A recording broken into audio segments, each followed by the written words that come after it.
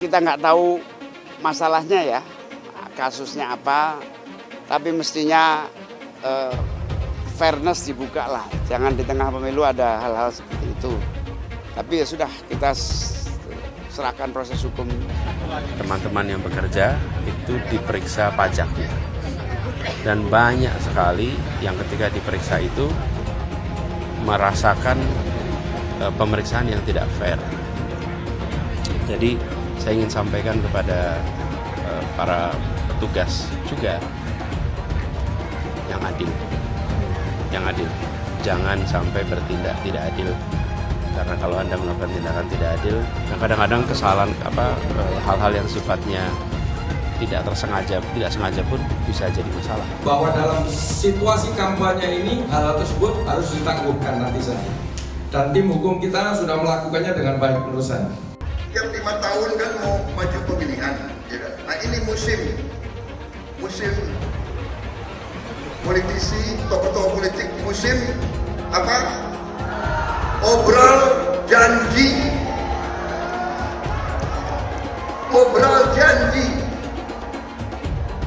emang lidah tak bertulang. Iya kan? Hati-hati. Tokoh politik yang ngobrol janji, ngomong-ngomong doang. Fenomena ordal ini menyebalkan.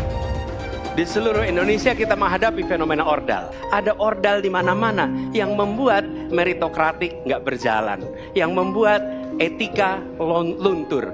Dan ketika fenomena ordal itu bukan hanya di masyarakat, tapi di proses yang paling puncak terjadi ordal, maka rakyat kebanyakan, dan ini saya rasakan beberapa waktu yang lalu, beberapa orang guru berjumpa dengan saya dan mereka mengatakan, Pak, di tempat kami pengangkatan guru-guru itu mendasarkan ordal. Kalau tidak ada ordal, nggak bisa jadi guru, nggak bisa diangkat. Lalu apa jawabannya? Atasan saya bilang, wong yang di Jakarta aja pakai ordal, kenapa kita di bawah tidak boleh pakai ordal? Kalau berbicara ordal, lupa waktu jadi gubernur. TGUPP, lupa dia. Ordalnya dia itu, tim sukses dia itu semua di sana. Jadi Anies itu banyak yang dia omongin, padahal dia melakukan hal yang dia pertanyakan. Saya tidak mau pemimpin masa depan menyalahkan angin di kemudian hari. Anda kalau nyindir lain kali jangan pakai angin, Mas. Mau bilang lagi, jangan salahkan angin. Saya kan sampaikan soal angin ya kemarin. Angin tak ada KTP-nya. Angin itu bergerak dari sana sini. Ketika polutan yang muncul dari pembangkit listrik tenaga uap mengalir ke Jakarta, maka Jakarta punya indikator, karena itu Jakarta mengatakan ada polusi udara. Ketika anginnya bergerak ke arah Lampung, ke arah Sumatera, ke arah Laut Jawa, di sana tidak ada alat monitor. Ada orang yang bilang jangan cerita soal angin, maka dia tidak menghormati ilmu pengetahuan. Mas Anies. Mas Anies, masa sih angin kok sampai nggak punya KTP lo ya? Angin keluar, angin masuk, angin keluar, masuk angin dodo ya, angin puting beliung, wes angin-anginan itu kok semua bisanya nggak punya KTP itu lo ya? Angin dari Jakarta ke Lampung ke Sumatera ke Jawa itu ya, kok bisanya liar begitu? Sama seperti air hujan ya, air hujan itu yang banjir itu bukan banjir ya, itu air parkir ya, air yang parkir Mas Anies.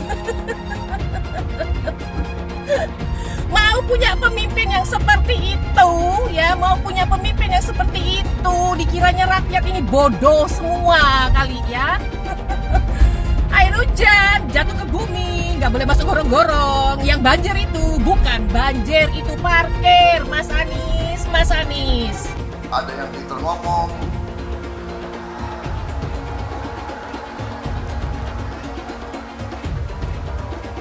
ada yang pintar ngeluh,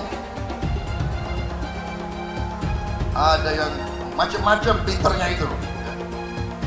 Belum tentu bisa kerja untuk rakyat Indonesia.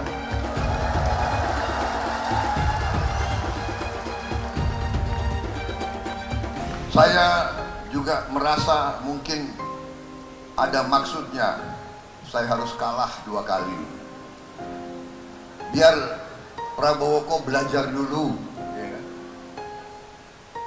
Dan alhamdulillah saya sudah banyak belajar. Peristiwa kilometer 50. Di situ proses hukum sudah dijalankan.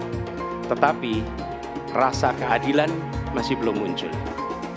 Pada saat ini kita menyaksikan masih banyak pertanyaan, bahkan keluarga-keluarga korban masih mempertanyakan.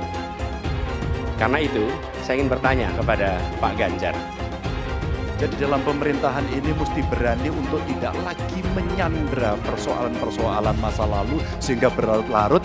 Sehingga apa yang terjadi ketika muncul terus-menerus akan menjadi sensi terus karena tidak pernah ada keputusan.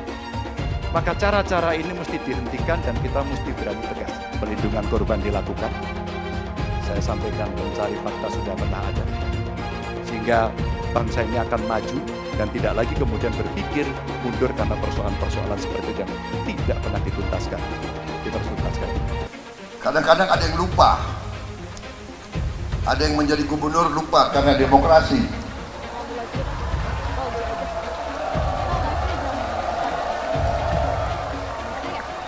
Jadi gubernur itu demokrasi. Iya kan? Jadi bupati demokrasi. Apalagi jadi gubernur yang usung oposisi lagi, saudara-saudara.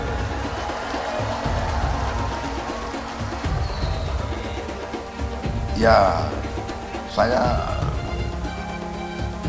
terpaksa saya juga nyindir-nyindir dikit.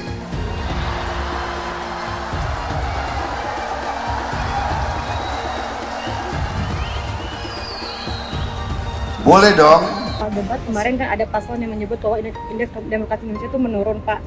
Itu gimana tanggapannya, Pak? Ya, itu sebagai evaluasi. Tetapi yang jelas kita ini kan tidak pernah melakukan pembatasan apapun dalam berbicara, dalam berpendapat. Ada yang maki-maki presiden, ada yang caci maki presiden, ada yang merendahkan presiden, ada yang menjelekan juga biasa-biasa saja. Di Patung Kuda, di depan istana juga demo, juga hampir setiap minggu, setiap hari juga ada, ya nggak ada masalah. Mas Anies pernah jadi gubernur 5 tahun di DKI. DKI menerima indeks polusi tertinggi di dunia. Bagaimana dengan anggaran 80T, Pak Anies sebagai gubernur tidak dapat berbuat sesuatu yang berarti untuk mengurangi polusi. Terima kasih. Polusi udara tak punya KTP. Angin tak ada KTP-nya. Angin itu bergerak dari sana sini. Ketika polutan yang muncul dari pembangkit listrik tenaga uap mengalir ke Jakarta, maka Jakarta punya indikator, karena itu Jakarta mengatakan ada polusi udara. Ya susah kalau kita menyalahkan angin dari mana saja, ya.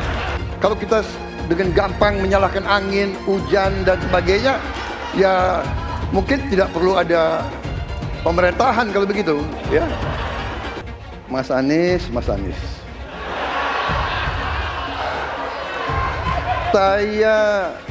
Saya berpendapat Mas Anies ini agak berlebihan.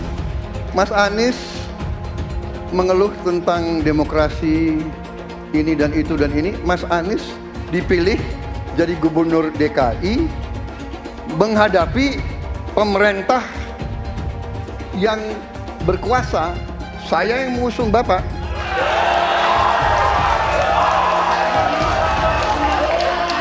Kalau demokrasi kita tidak berjalan, tidak mungkin Anda jadi gubernur.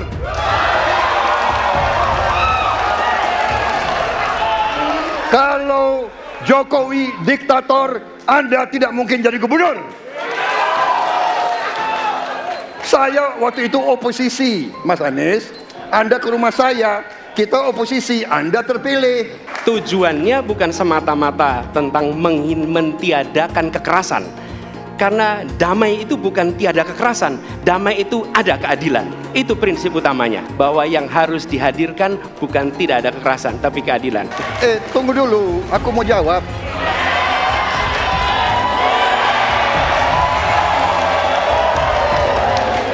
Jadi benar keadilan, benar sekali harus ada keadilan.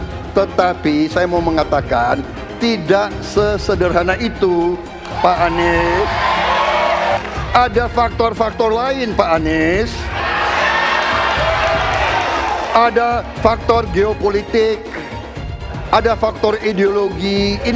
Inilah yang masalahnya tidak gampang, ya. Tetapi saya pendapat kita harus tegakkan keadilan. Kita harus dialog. Ini masalah bangsa. Ini harus kita, semua kekuatan harus kita rangkul. Untuk semua rakyat Indonesia dan salam hormat kepada agama lain, yang mana saya adalah dulunya pendukung Anies Baswedan sebagai calon Presiden Republik Indonesia, 100% mendukung Bapak Anies.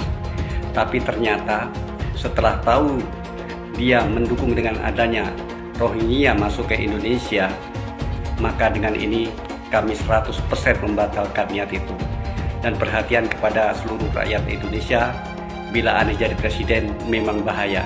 Berarti Indonesia nanti akan penuh dengan Rohingya. Ini adalah ucapan sendiri di video Bapak Anies Baswedan yang telah kita lihat sendiri. Maka dari itu, hati-hati, batalkan untuk mendukung Anies Baswedan. Hancur Indonesia ini, karena dia mendukung dengan adanya masuknya Rohingya. Karena bila dia jadi presiden, berarti hancurlah kita semua rakyat Indonesia. Hancur. Jangan didukung Anies Baswedan, berbahaya. Rohingya pasti menemui Indonesia. Apa yang bisa diharapkan dari Anies? Nggak ada. Jakarta amburadul, mimpin Jakarta aja amburadul, apalagi mimpin Indonesia. Anies itu perbual. Kayak mana apa karena perbual itu? Pembohong. Pembohong itu Anies itu. Gak usah dengar itu. Nggak layak jadi pemimpin. Apalagi jadi presiden. Di Jakarta aja kamu tengok itu amburadul. Di Jakarta tingkat kemiskinan tinggi. Pembangunan apa yang bisa dibangun Jakarta? Satu puskesmas pun bangunnya nggak ada. Masjid aja nggak ada dibangun. Mau ibadah. Di mana-mana kelebihan bayar. Apa yang bisa dibangun Anies? Satu aja nggak ada. Satu saja tunjukkan apa yang bikin Anies dibangun di Jakarta. Ganjar belum kampanye saja tetap di atas. Apalagi sudah kampanye. Anies yang sudah keliling Indonesia, yang naik jet pribadi, keliling, jangankan naik, makin nyungsep ke bawah. Nah, masyarakat sudah tahu siapa Anies. Anies, siapa belakangnya? Oligarki, satu. HTI, FPI. Masyarakat Indonesia bukan cari orang Yaman. Indonesia mencari nyaman. Anies ini keliling-keliling Indonesia mau ngapain sih? Bingung saya ngelihat. Menawarkan perubahan tapi tanpa konsep dan gagasan. Apa yang mau dirubah dan perubahannya seperti apa? Apakah akan merubah negara Pancasila menjadi negara khilafah juga nggak jelas. Jadi perubahan apa yang mau ketawarkan nih? Jadi jangan berharap dapat lotre lah nih tiba-tiba jadi presiden Indonesia. Nggak, Indonesia ini terlalu luas, terlalu besar. Jangan bermimpi lah. Bicara ke sana ke sini keliling Indonesia seolah-olah paham dan mengerti masalah negara. Lawang jadi gubernur aja 5 tahun kamu nggak ngerti masalah Jakarta. Apa yang kamu lakukan dengan Jakarta? Nggak ada nih, nggak ada. Masalah Jakarta segitu banyak tak satu pun yang selesai. Yang ada malah kerusakan bertambah. Anies hendak jadi presiden, hendak mengadakan perubahan. Perubahan apa nak kau buat? Nak kau balik Indonesia ni telontang jadi telangkup. Yang sudah maju dipandang mata dunia, hendak kau manakan lagi? Apa yang makanya kalau nak baca itu pidato tuh, hendak merubah Indonesia, sebutkan apa yang hendak dirubah. Jangan kata rubah ada, tapi yang hendak dirubah tak ada. Serupa dengan rekam jejak. Lihat rekam jejak. Apa rekam jejak kau di Jakarta? Apa yang kau jaga di Jakarta? Bukan yang ada kalau jaga di Jakarta kau bilang rekam jejak, seakan pidato rekam jejak saja. Gaya orang nangkuk kau bodoh-bodoh saja, orang nak pidato kau bodoh-bodohan. Kau anggap orang Indonesia ini bodoh semua, yang pintar orang Yaman. Yaman. Nantau kau Yaman kalian nantau. Bila ingin melihat apa yang akan dilakukan seseorang ke depan, maka lihatlah rekam jejaknya. Karena rekam jejaknya adalah prediktor terbaik untuk masa depan.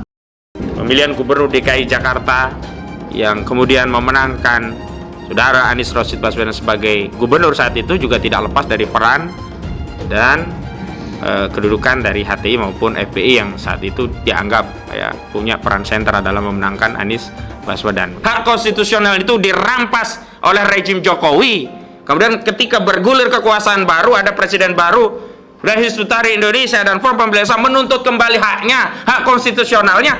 Dan kalau Partai Nasdem mau konsisten dengan dua narasi narasi perubahan dan narasi restorasi, dia harus merestorasi hak konstitusional HTI dan FPI yang pernah dirampas, dan kemudian ketika mereka berkuasa, presiden yang didukung Nasdem itu berkuasa, dikembalikan, direstorasi gitu loh. Lah ini wajar. Jadi SKBHP HTI dikembalikan, SKTP dikembalikan, kemudian kita hidup damai, HTI FPI dikasih porsinya. Apa porsi HTI FPI? Pengen ada kadernya jadi menteri. Apa sih salahnya kita umat Islam mengatur negeri ini dengan syariah kita? Belum lama ini ada kabar yang seram terkait ormas terlarang yang selama ini dikabarkan dekat dengan Anies Baswedan. Akan ada tuntutan besar-besaran kepada Anies untuk memulihkan kedua organisasi tersebut yang sekarang sudah dicap terlarang. Maksudnya, jika Anies jadi presiden, dia kan akan punya kewenangan untuk kembali memberikan izin pada ormas terlarang itu. Karena mereka ini sudah berjuang habis-habisan untuk mendukung Anies.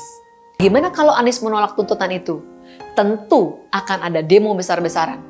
Mungkin bahkan akan ada gelombang demo berjilid-jilid karena mereka telah dikecewakan oleh Anies, padahal sudah didukung dari awal. Ini mengingatkan kita pada fakta bahwa dua ormas ini dulu juga getol mendukung Anies pada Pilgub Jakarta 2017 yang lalu. Mereka memobilisasi massa dengan menggunakan politik sara, sehingga akhirnya Ahok kalah karena gempuran kekuatan politik identitas itu. Saya mensyukuri kenapa kalah, kenapa ditahan. Saya bersyukur atas itu semua. Saya coba bayangkan kalau seandainya waktu itu kita menang gitu hari ini belum tentu kita bisa nikmati seperti ini. Kita bersyukur 5 tahun Tuhan izinkan kasih ke orang yang pintar ngomong untuk kerja. Coba kalau kita bayangkan kalau kemarin saya masih jadi gubernur, ini saya udah turun ini. Tapi yang pintar ngomong itu dikira orang hebat kan? Ini lebih berbahaya tahun 2024, langsung ketahuan karakternya. Langsung ketahuan itu. Di saya juga ada kutipan Pak di kamar saya Pak. Tulisannya, Jakarta telah mengambil keputusan yang fatal. Jangan sampai bapak politik identitas justru menang dengan cara menipu umat Kristen. Jadi kalau sekarang umat Kristen mendukung Anies, mereka akan membayar mahal kerelaannya untuk menukar iman hanya untuk kepentingan sesaat. Kita tahu Anies lahir dari politik identitas. Yang dia dulu melabeli kafir semuanya kepada yang non-muslim. Saya mintalah kepada muslim yang waras dan kepada kelompok minoritas. Janganlah Anda memilih pemimpin yang berkarakter seperti Anies. Elektabilitasnya Anies merosot seiring mulai terkuaknya kontroversi dari kepemimpinan Anies di Jakarta.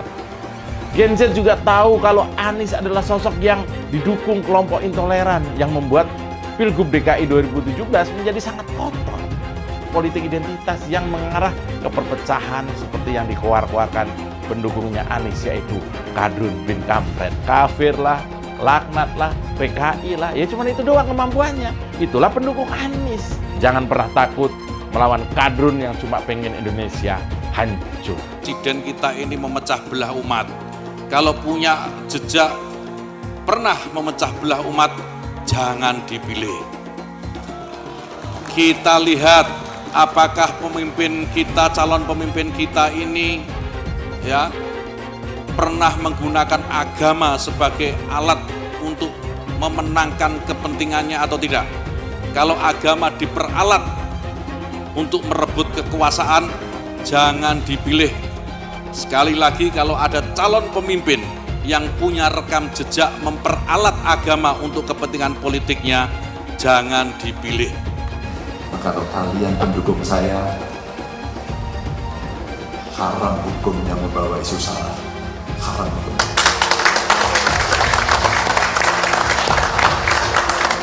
Kita sudah lelah dengan isu itu. Kita menjadi bangsa yang terbelah.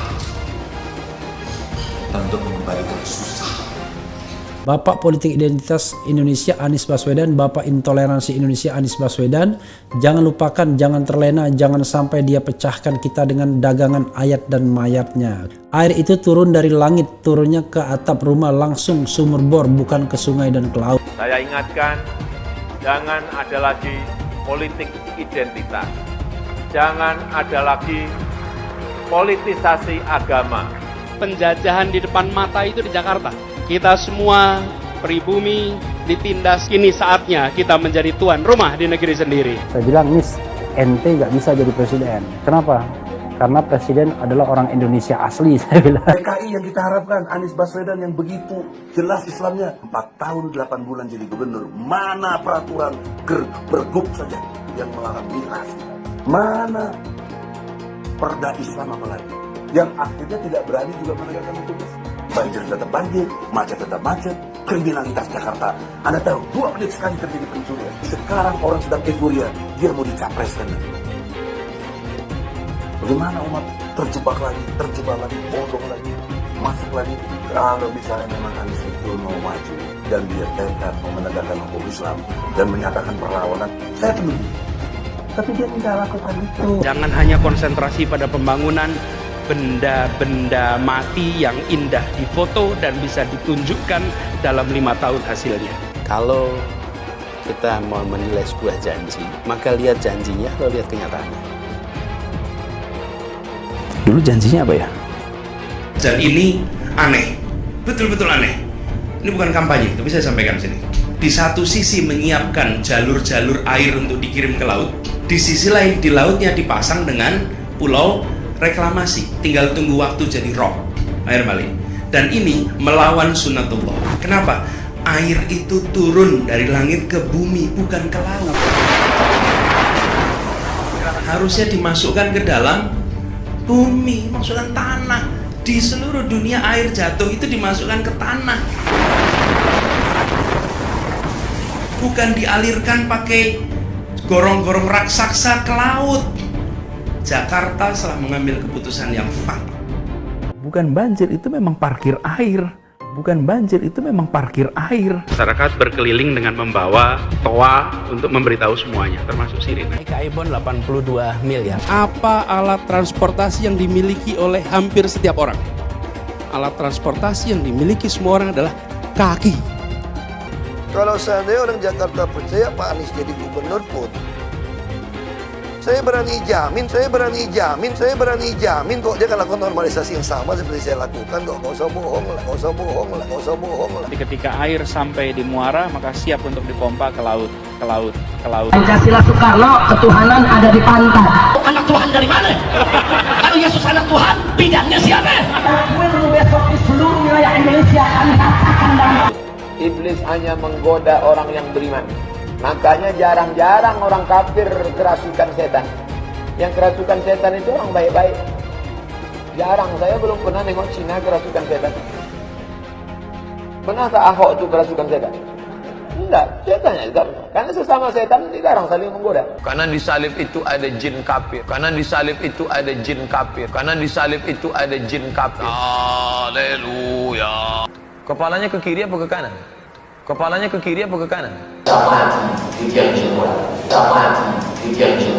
Tetap percaya salib itu lambang mulia, bukan jin. Kok ketawa? Aku nggak nyindir siapa-siapa loh. Saya nggak pernah mundur untuk kebenaran, keadilan, kejujuran, dan peri kemanusiaan. Gue nggak pernah mundur. Dan gue nggak pernah takut juga sama lu. Siapapun yang rasis, gue akan hadapin. Karena rasis itu tidak berperi kemanusiaan. Sama saya ditanya dulu kan, kamu nyesel nggak statement kamu di Pulau Seribu sehingga masih masuk penjara? Tidak pernah nyesel. Karena saya mengatakan kebenaran. Hai semua, dengan saya Jonas Leong. Terima kasih banyak buat kalian penonton setia yang selalu menonton di channel ini. Saya secara personal sangat menghargai waktu kalian. Dan saya sudah menganggap kalian sebagai family karena kalian selalu support di channel ini. Bagi kalian yang selalu menuliskan opini kalian di kolom komen, saya baca komen kalian satu persatu. Saya baca komen kalian untuk mengetahui opini kalian, tanggapan kalian, dan masukan kalian sangat berguna untuk video selanjutnya. Terima kasih banyak buat kalian yang selalu menekan tombol like di awal video.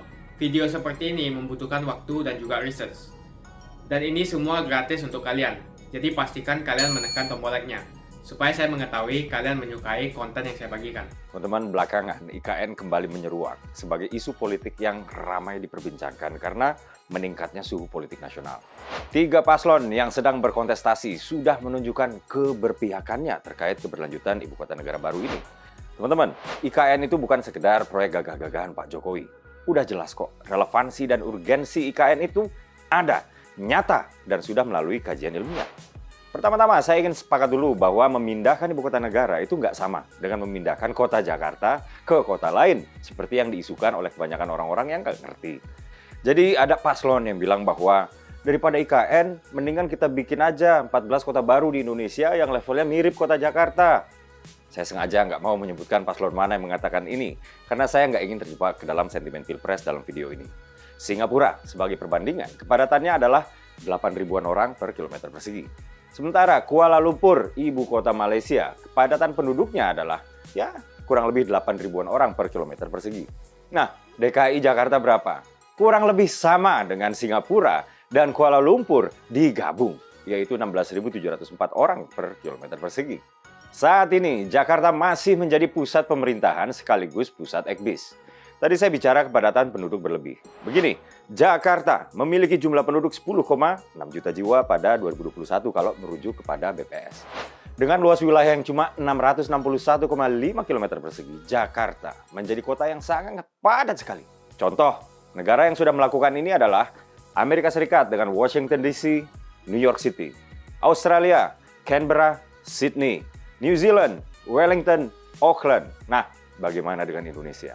Memindahkan ibu kota itu berarti memisahkan pusat pemerintahan dengan pusat ekbis atau ekonomi dan bisnis secara terpisah. Ya.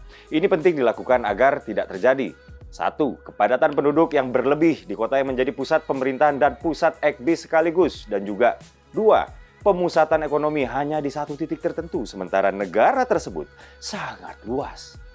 Nah, kemudian dampak dari penggunaan air bersih yang mayoritas berasal dari air tanah nih. Ya.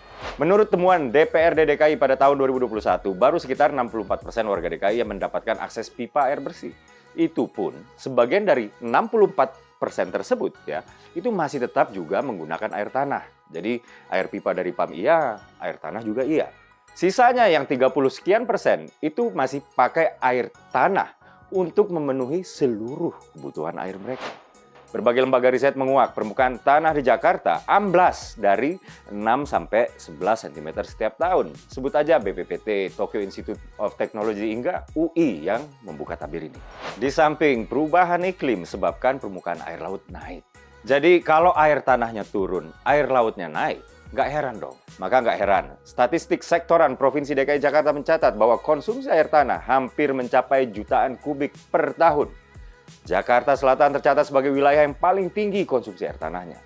Pertama, karena Jaksel adalah daerah dengan kepadatan penduduk yang tinggi. Kedua, karena distribusi pipanisasi yang kurang merata. Pak Jaya Arif Nasruddin, Direktur Utama Perumda PAM, mengatakan bahwa dengan eksploitasi air tanah yang berlangsung terus-menerus, diprediksi 90% wilayah Jakarta akan tenggelam tahun 2050. Sebuah prediksi yang sama telah disampaikan oleh para ahli. Nah, terdapat 2 jenis sumber limbah rumah tangga dan juga limbah industri ya, atau yang sehari-hari kita sebut keduanya sampah. Tahu nggak teman-teman, kalau DKI Jakarta memproduksi 7.500 ton sampah per hari, dan ini kalau kita visualisasi, sampah per hari itu sebesar Candi Borobudur. Teman-teman, setiap manusia melakukan setidaknya 2 aktivitas ekonomi, yaitu produksi dan konsumsi. Ketika dia melakukan aktivitas produksi, dia akan menghasilkan limbah. Ketika dia melakukan aktivitas konsumsi, dia juga akan menghasilkan limbah. Itu baru aktivitas ekonomi, belum aktivitas sosial, politik, dan lain-lain. Nah, teman-teman, alam memang memiliki kemampuan untuk beregenerasi, tapi terbatas. Kalau sudah bicara limbah sebesar itu terkumpul dalam sehari, ini udah pasti melebihi daya dukung alam. Jakarta akan lebih kondusif untuk berbenah diri. Itu dia kenapa pemindahan ibu kota ini menjadi penting. Singkat cerita, karena paradigma pembangunan yang Indonesia sentris ya, supaya pengambilan kebijakan negara dilakukan persis di tengah peta Indonesia yang tentunya berdampak terhadap kualitas kebijakan itu sendiri dan dampak sosial ekonominya. Juga alasan geopolitik, serta dalam rangka menyelaraskan dengan cita-cita Bung Karno. maka disepakatilah IKN baru di Penajam Pasir, Kalimantan Timur. Kembali, setelah ramai diperbincangkan, bahkan dikritik habis. Bukan Pak Jokowi namanya kalau nggak kerja, kerja, kerja. Bukan bicara, bicara, bicara.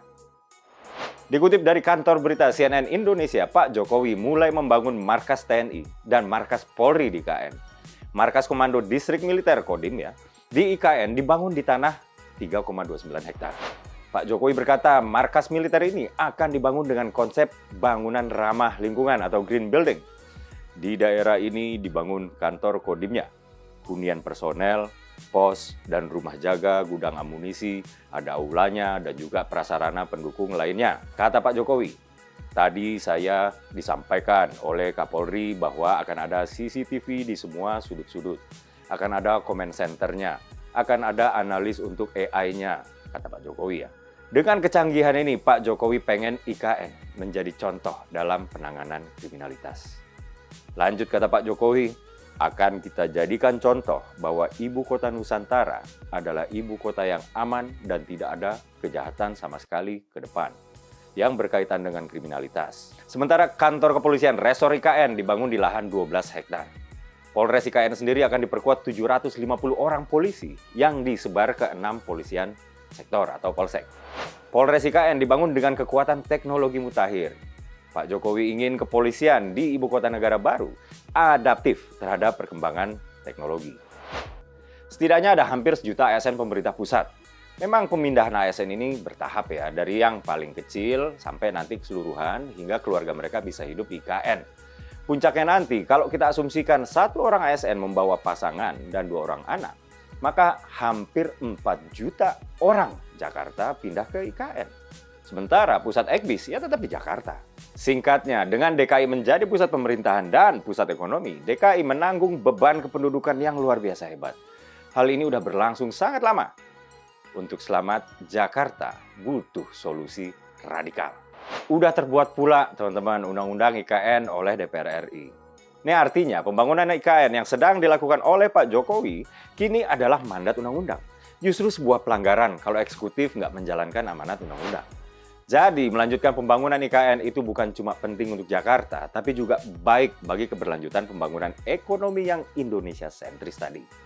Kalau Anies maju sebagai calon presiden, pasti dia akan menggunakan politik identitas. Ini adalah jawaban yang dilandasi dengan akal sehat dan melacak jejak politik di masa lalu.